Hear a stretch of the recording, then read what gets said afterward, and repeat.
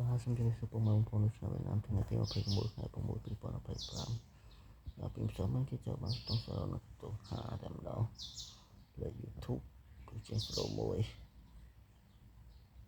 ហាគាត់ពេលយប់ហើយយប់ទៅច្រើនមែនតើតែម្ដងត្រូវស្រូ6 26 62ពុទ្ធរយថ្ងៃទី26នេះខ្ញុំបានចាំអត់គឺផលអត់ต้องចិត្ត3គីឡូមាន15 85 55អត់ពុកមកចាប់មកលើអត់ជួយគេកាន់ស្គមលោលេ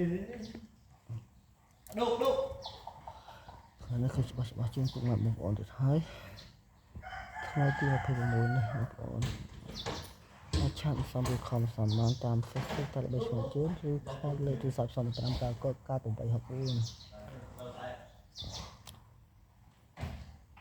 ថ្ងៃនេះគឺច្បាស់ចូលសមាជិកទៀតហើយមក4កន្លះអាចឆាត់មកតា